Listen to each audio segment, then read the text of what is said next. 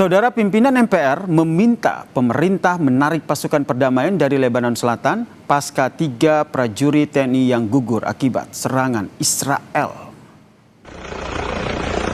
Pimpinan MPR juga mengutuk keras serangan Israel dan meminta agar PBB menyelidiki serangan ini dan memberikan sanksi kepada Israel.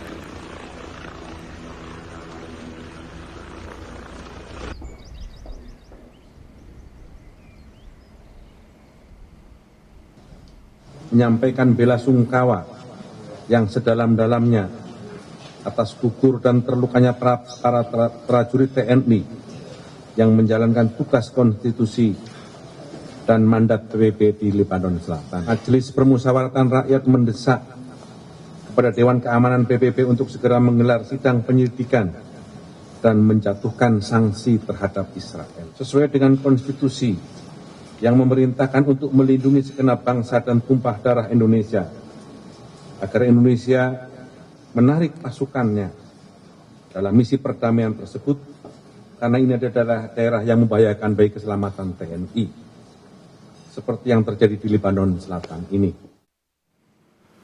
Saudara, kepergian Praka Farizal Ramadan, prajurit penjaga perdamaian asal Indonesia di Lebanon, menjadi pukulan berat bagi keluarga di Kulon Progo, Yogyakarta. Anak bungsu dari 2 bersaudara ini dikenang orang tuanya sebagai anak yang baik. Praka Farizal mengabdikan dirinya sebagai tentara pada tahun 2016, saudara, dan tidak pernah lupa.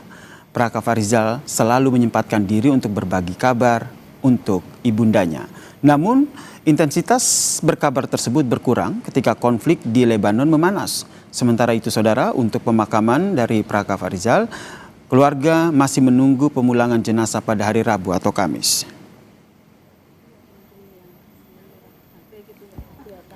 Nanti dari Koramil katanya Rabu apa pun belum jelas. Untuk pemakaman di TPU sini atau di Taman Makam Pahlawan sih, Bu? Di sini. Kenapa, Bu, alasannya, Bu? Ya, lebih dekat gitu atau lebih dekat biar sama kakeknya, keluarganya. Wakil Sekjen PBB untuk Operasi Perdamaian, Jean-Pierre Larox, mengutuk keras serangan yang menewaskan 3 prajurit TNI di Lebanon. Ketiga prajurit tersebut, saudara, gugur ketika bertugas dalam pasukan penjaga perdamaian PBB di Lebanon. Wakil Sekjen PBB itu menyampaikan bahwa 2 prajurit TNI gugur saat konvoi logistik Unifil di Det Bani Hayyan, Lebanon, diserang pada Senin waktu setempat. Sehari sebelumnya, serangan ke pangkalan Unifil di El Tayeb, Lebanon juga menewaskan seorang prajurit TNI. Unifil sedang melakukan investigasi terkait dengan 2 peristiwa tersebut. The ability to operate is constrained. 2 Indonesian peacekeepers lost their lives in an explosion that hit a Unifil logistic convoy, destroying their vehicle near Bani Hayyan, Sector East. 2 more peacekeepers were injured, 1 seriously. The origin of the explosion has not been determined. Yesterday, a peacekeeper of the Indonesian contingent was killed in an explosion inside the Unifil base in Et Taib, also in Sector East. Another peacekeeper was critically wounded and was evacuated to a hospital in Beirut. Saudara, 3 prajurit TNI yang bertugas sebagai penjaga perdamaian di Lebanon gugur akibat ledakan di sektor timur Lebanon. Lalu langkah apa yang harus diambil Indonesia untuk mengusut tuntas kejadian ini? Kami membahasnya bersama dengan pakar hubungan internasional Universitas Parahyangan, Bandung, Mas Julius Purwadi Hermawan, dan juga anggota Komisi 1 DPR dari fraksi PKB, Mas Syamsur Rizal. Selamat petang semuanya. Petang, Assalamualaikum warahmatullahi wabarakatuh. Mas sore, Mas Julius. Saya ke Mas Julius dulu. Kecam sudah disampaikan, protes keras juga sudah disampaikan, tapi tentu harus disertai dengan langkah konkret begitu. Menurut Anda, apa upaya yang bisa dilakukan oleh pemerintah Indonesia untuk menekan PBB guna mengungkap kasus ini? Ya, protes betul sudah dilakukan, kutukan keras, permintaan investigasi sudah disampaikan oleh Menteri Luar Negeri gitu ya. Namun melalui sosial media, dan menurut saya itu kurang keras, kurang lantang. Yang kedua, saya berharap sekarang Presiden yang menyatakannya dalam forum formal, press conference, media internasional berbahasa Inggris, sampaikan secara keras. Nah, Mas Yasir, gitu. Kalau kita lihat apakah protes yang 2 hari disampaikan itu efektif atau tidak, jawabannya tidak. Kita lihat respon dari Israel. Israel blaming tentara Indonesia itu tidak ada di wilayah zona aman, tetapi di zona internasional di mana ada terjadi konflik. Dan itu seolah-olah menyalahkan 2 tentara kita yang membawa logistik itu seharusnya tidak di sana. Ini lagi ya, gitu lagi sudah jelas menewaskan 3 tentara kita, gitu ya, yang menjalankan tugas mulia, mandat konstitusi yang sangat luar biasa, gitu. Namun tewas dan gugur di negeri orang. Harus lebih keras lagi. Harus lebih keras lagi begitu ya. Saya ke Mas Samsur Rizal. Anda sepakat harus lebih keras lagi nih sampaikan tidak hanya di nasional tapi harus dalam bentuk bahasa Inggris seperti yang tadi disampaikan sehingga bisa mendunia bahwa kecaman yang disampaikan Indonesia itu tidak hanya isapan jempol belaka.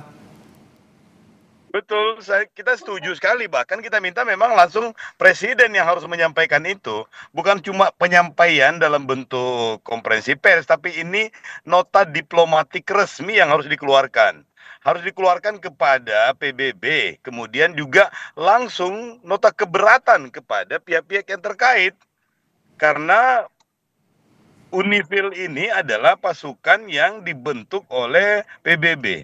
Mandat ini adalah mandat dunia. Jadi bukan hanya sekadar mewakili Indonesia, tetapi mewakili negara-negara lain juga dalam konteks PBB. Oleh karena itu, hal ini tidak boleh terjadi sama sekali harusnya.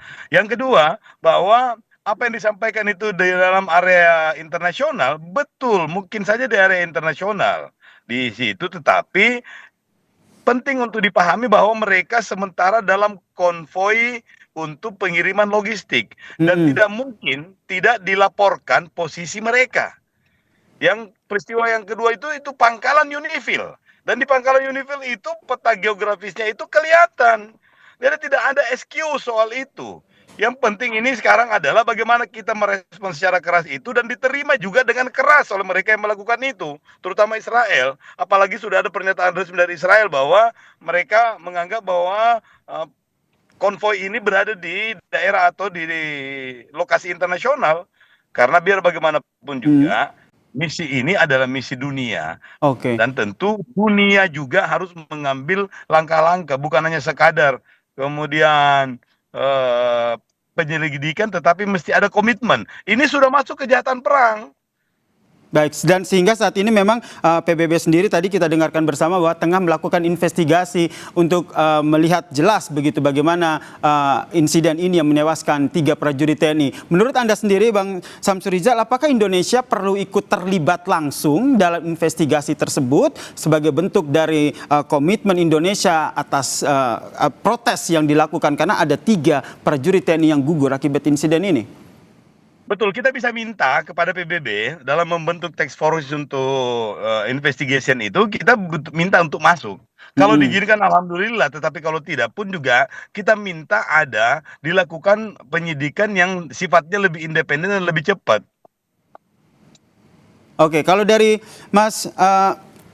Mas Julius sendiri melihatnya akan seperti apa? Kalau dilihat dari aturannya sendiri, jika ingin langkah konkret begitu yang dilakukan oleh pemerintah Indonesia, apa saja yang sebenarnya secara aturan bisa dilakukan oleh Indonesia untuk menekan PBB? Ya, yang pertama nota diplomatik saya sepakat ya, dan biasanya ditujukan kepada negara pelaku. Nah, problemnya kan kita tidak punya hubungan diplomatik dengan Israel. Jadi kirim ke Sekjen PBB, kirim ke UNIFIL. Itu pertama, dan itu menurut saya sangat strategis. Lalu yang kedua, menurut saya juga sangat strategis adalah bisa menggalang dukungan dari anggota PBB yang lain. Bahwa ini saatnya untuk membuat resolusi. Resolusi itu bisa lewat DKPBB, yang ini saya kira akan agak sulit, tetapi bisa melalui Majelis Umum PBB. Kita bisa meminta negara-negara yang lain yang seide, yang saya sebut dengan like-minded countries, untuk menggalang dukungan, menyusun sebuah resolusi, mengutuk serangan Israel atas Lebanon, dan meminta penghentian. Minimal itu akan keluar sebuah resolusi yang sifatnya normatif, tapi paling tidak itu cukup keras. Gitu. Tapi saya juga mau nambahin lagi, di dalam negeri gitu ya, sudah disampaikan misalnya DPR menyampaikan ancaman penarikan mundur pasukan, dan menurut saya itu cukup keras. Ancaman dulu gitu, nanti prosesnya kan butuh waktu ya gitu. Daripada sekarang kita bolehlah bergabung dalam tim investigasi. Dan kita akan tahu nanti pasti seperti apa reaksi dari Israel ya.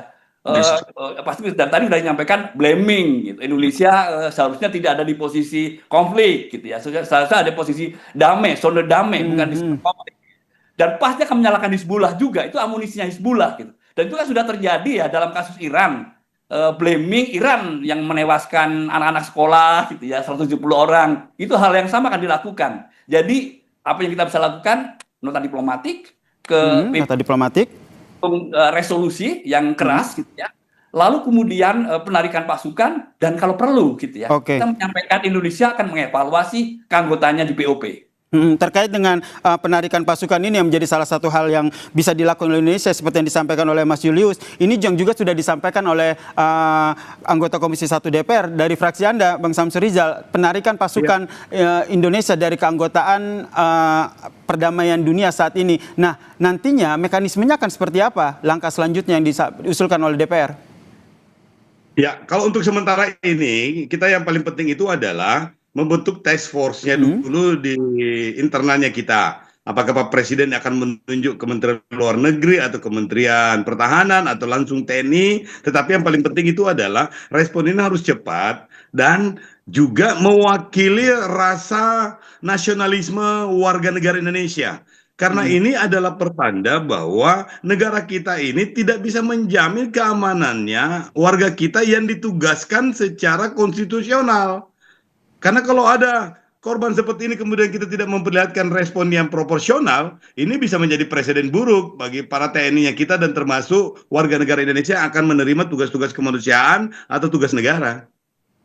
Oke, kemudian tadi selain nota diplomatik, ada juga yang mungkin bisa dilakukan oleh Indonesia. Karena kita ketahui Indonesia ini kan masuk dalam keanggotaan Board of Peace. Pertanyaannya adalah bagaimana Indonesia akhirnya memanfaatkan keanggotaan Board of Peace ini untuk menekan PBB agar kasus kematian atau gugurnya 3 anggota TNI ini dapat diusut tuntas. Kita bahas usai jeda ya. Tetaplah bersama kami di Kompas Petang.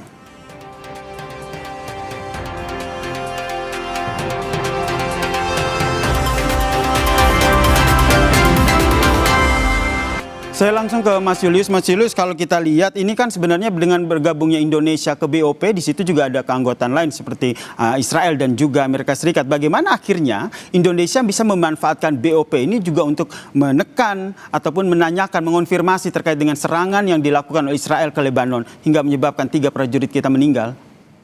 Ya, seharusnya kan berkomunikasi dengan Israel ya, langsung mengecam serangan yang dilakukan ke Lebanon, termasuk yang akhirnya menewaskan, apapun alasannya, gitu ya, apapun alasannya. Namun karena Indonesia tidak punya hubungan diplomatik, itu tidak bisa dilakukan. Dan tentu saja kalau itu dilakukan akan ada kecaman yang luar biasa. Bagaimana Presiden Indonesia, negara berdaulat, berkomunikasi dengan kriminal perang. Itu kan orang sudah melihat seperti itu.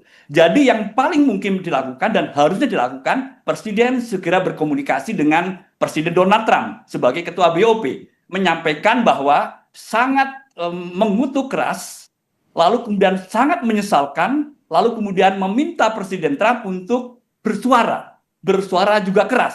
Karena apa yang dilakukan oleh Israel sebetulnya didukung oleh Amerika Serikat, hanya secara diam-diam. Diamnya Presiden Trump terkait dengan serangan Israel ke Lebanon, itu artinya blessing ya, restu. Jadi menurut saya Presiden sudah saatnya berbicara dengan Ketua BOP.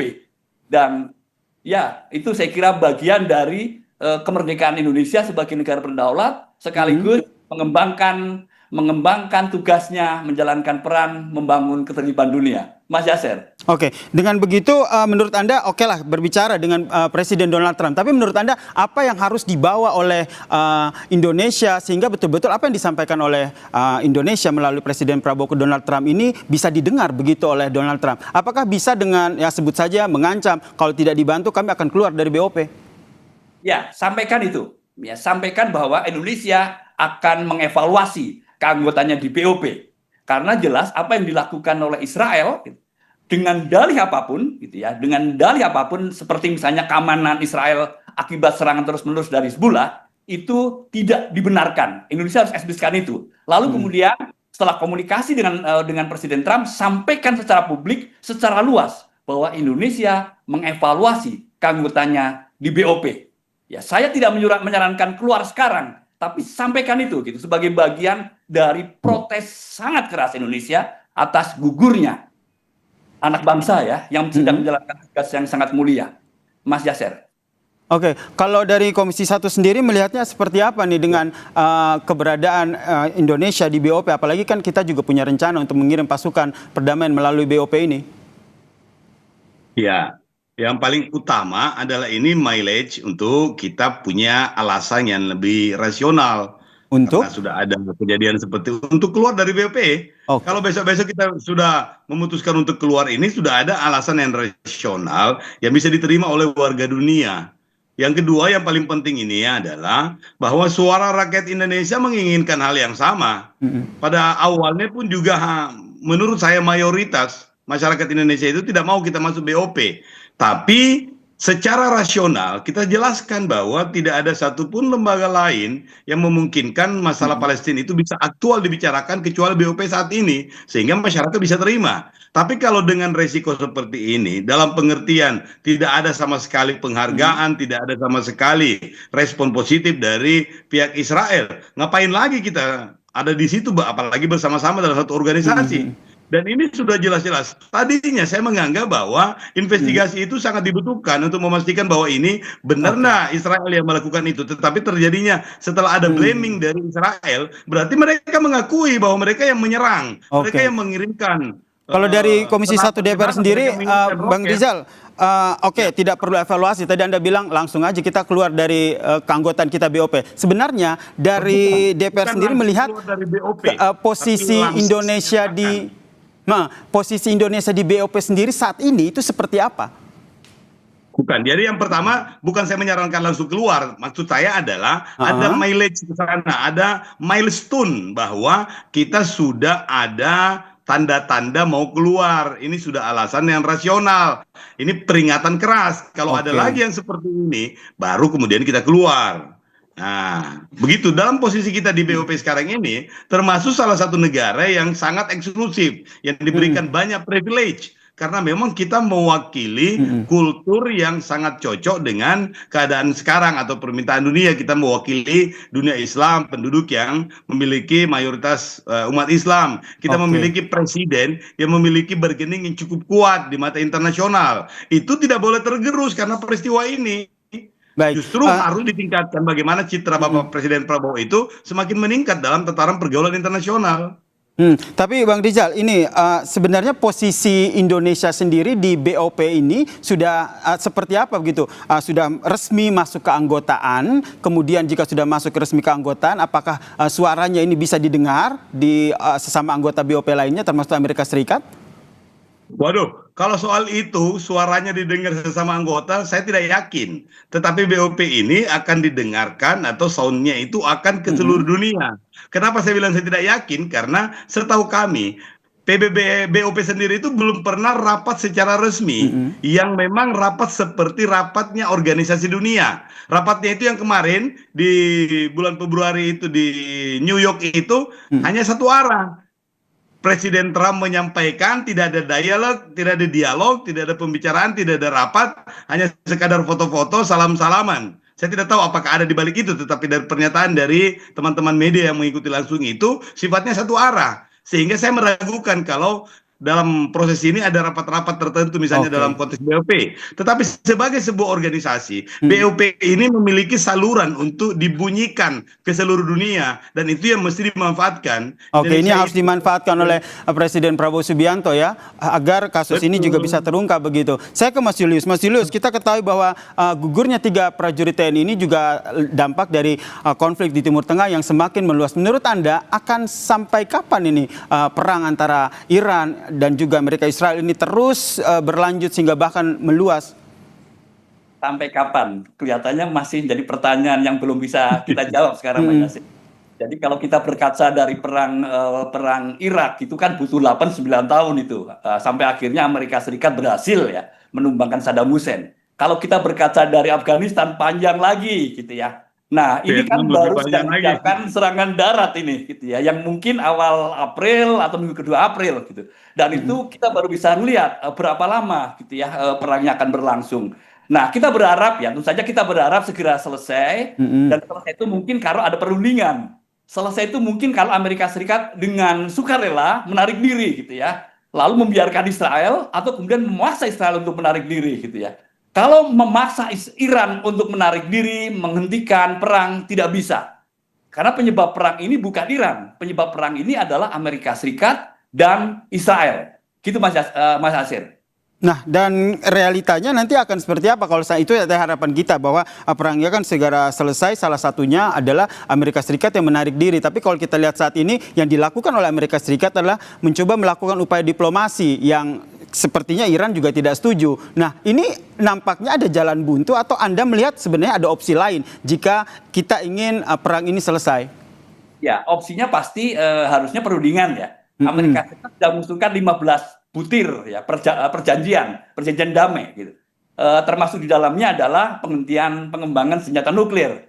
Lalu kemudian banyak lagi yang lain, termasuk pengayaan uranium gitu, termasuk Selat Hormuz, kontrol terhadap Selat Hormuz. Dan Iran sudah menolak 15 butir tersebut gitu ya. Kita tidak tahu gitu ya seberapa jauh sebetulnya sudah dibicarakan, tetapi yang kita tangkap adalah 15 butir itu disampaikan oleh Amerika Serikat melalui Pakistan. Nah, kemudian dari sisi Iran yang sudah menolak tadi menyampaikan ada 5. 5 itu termasuk di dalamnya adalah menghentikan agresi, memaksa Amerika untuk mengganti rugi atas dampak dari perang. Lalu kemudian yang ketiga adalah jaminan ke depan tidak diserang lagi. Lalu ditambah keempat adalah menghentikan serangan ke negara-negara yang menjadi sekutu Iran, yaitu Lebanon dan termasuk juga Irak. Lalu yang terakhir, kontrol pengakuan internasional terhadap Selat Hormuz, kontrol Iran terhadap Selat Hormuz. Dan saya berpikir bahwa Amerika tidak akan menerima ini.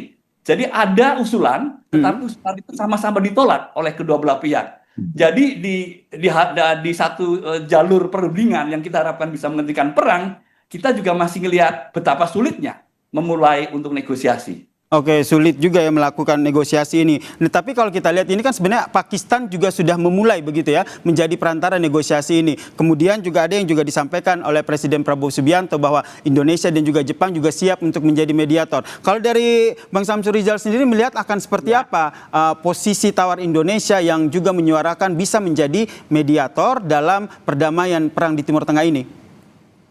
Ya, kalau kami secara pribadi ya, ini bukan mewakili lembaga ya, kami menganggap bahwa Indonesia tidak cukup kuat untuk menjadi penengah di antara keduanya. Tidak cukup kuat itu karena kita sendiri dalam posisi dengan Amerika itu tidak apple to apple.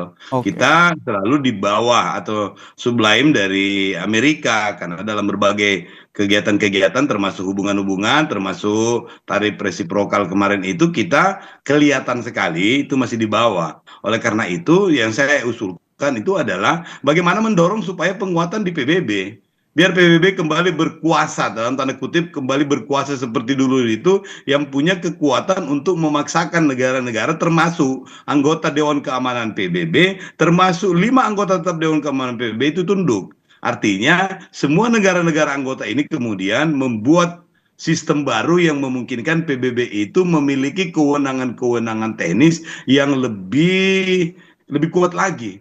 Yang kedua saya usul itu adalah Indonesia menggunakan ya lembaga seperti International Criminal Court itu untuk menetapkan lagi siapapun pelaksananya itu adalah kriminal. Walaupun Netanyahu sudah ditetapkan sebagai buronan perang, misalnya buronan penjahat internasional, tapi itu akan menguatkan lagi. Yang paling tidak ini tekanannya itu bukan lagi berbasis negara, tetapi sudah berbasis netizen. Karena netizen saat ini juga kadang-kadang justru lebih kuat tekanannya dibanding dengan power country. Dan ini yang penting juga kita manfaatkan dengan keberadaan lembaga-lembaga seperti ICC itu akan memperkuat solidaritas netizen dunia, kemudian solidaritas dunia yang pada akhirnya juga bisa memberikan tekanan kepada pemerintah.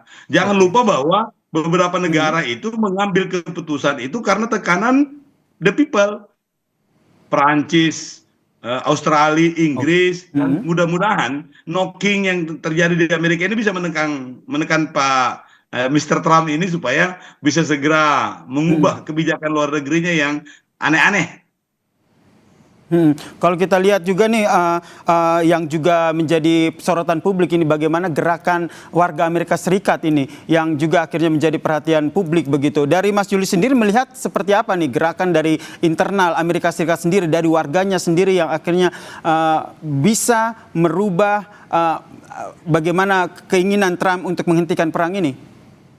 Saya melihat itu sebagai salah satu game changer yang impactful, ya. Karena selama ini kan Trump bermain seolah-olah sendiri gitu ya, apa-apa sendiri gitu ya, dan dikitari orang-orang yang haus perang gitu ya. Dan salah satu yang bisa untuk mengambil itu adalah tumbangnya Trump, ya, atau hilangnya legitimasi Trump sebagai presiden.